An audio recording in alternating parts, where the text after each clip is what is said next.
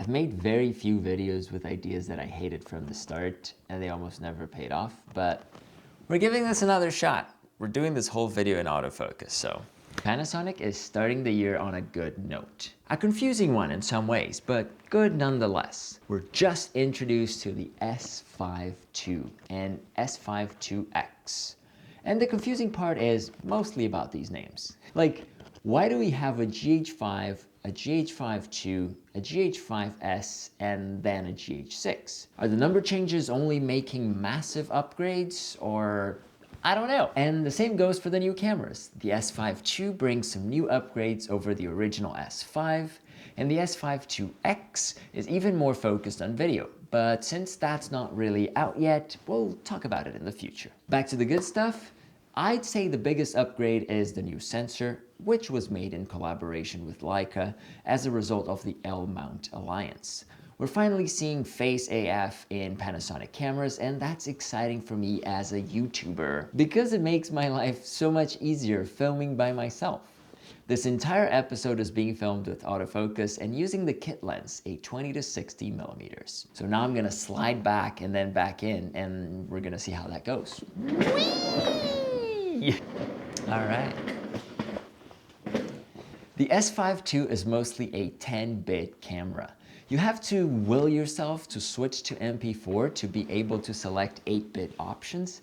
And even before you choose 8-bit, who's gonna record anything for real in MP4? The other thing I noticed from this menu is we have no all-eye recording options. Everything here is long GOP to keep the file smaller and prevent the camera or card from burning up. We get those all-eye options in the GH6 and S1H, but I can count in one hand how many times I actually filmed something in all-eye.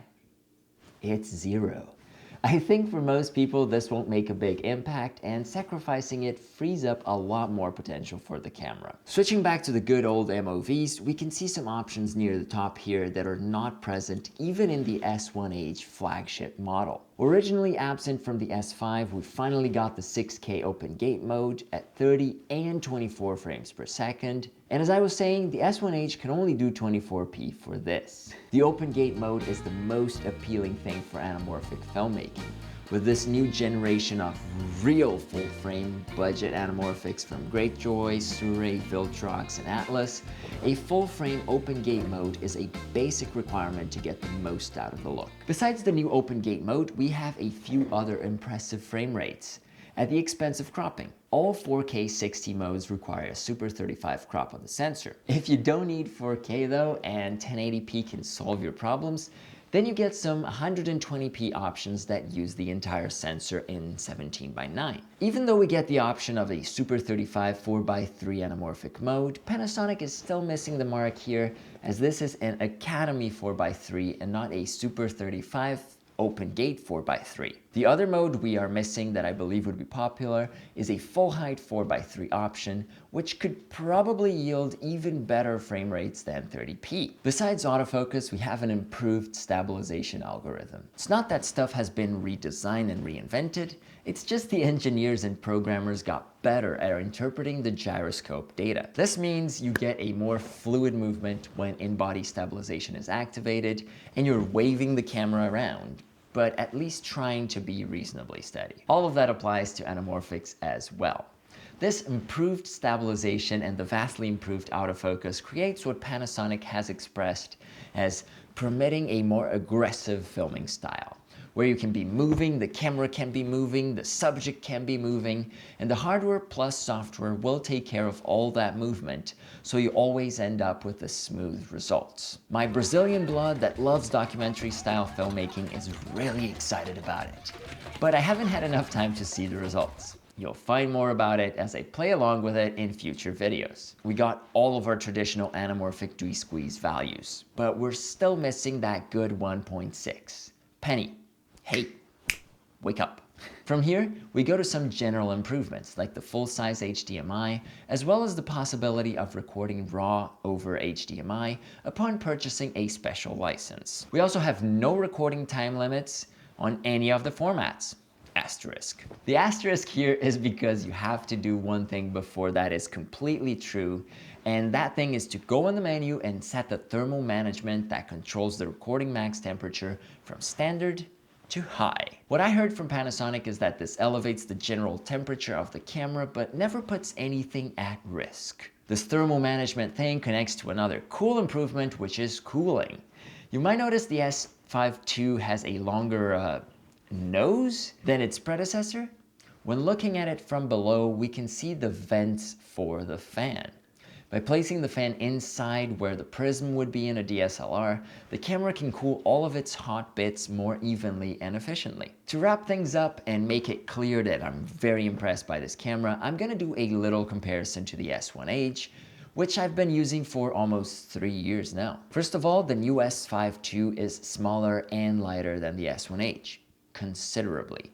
The S1H weighs over 1 kilogram or 2.3 pounds, while the S5II weighs 740 grams or 1.6 pounds. It's a sensible difference just to hold, which will also impact how much I can film with it before getting tired. Yes, I'm weak. On the downside, the S1H's screen can be repositioned more easily, but neither of them is as nice as the GH6, which is both flexible and doesn't feature this lock for tilting the whole thing that the S1H has. I already said that the S5II doesn't have all eye codecs. Those are reserved for the S5IIX, while the S1H offers plenty of options, which I still never used. Oh, and timecode. The S1H has the port for timecode, which is not present in the S5II. The new engine should allow us cleaner images out of the S5II, plus better stabilization, strong autofocus, and more frame rate when filming open gate. This all at pretty much half the price of the S1H, at $2,000 versus $4,000. This means if I was on the fence for an S1H, I'd actually just settle for the S5II. One of the downsides of the cost cutting is we no longer have an external charger for the camera. Thanks to its active USB-C port, you charge the battery by plugging in the camera. Or you can get an external charger. I prefer that option. Back to the comparison, I'm even considering retiring the S1H in favor of the S5II. The only thing that I see as a big difference in this list, for my way of filmmaking at least, is the flexibility of the screen. And I know that I can get over that with a little bit of time. It was hard to make this review as this camera packs a lot of other features that I haven't even had a chance to touch that seem very exciting on paper. So I'll keep on exploring. I already have some other wild ideas for the real-time LUT feature, so stay tuned for more S5II information around here. If you have any particular questions about the camera that I didn't answer, please shoot them in the comments below, as I'm always checking and responding to those. Thank you so much for hanging out, and I'll see you on the next one. Chito Ferradas, out. I really hope this autofocus thing works out, man.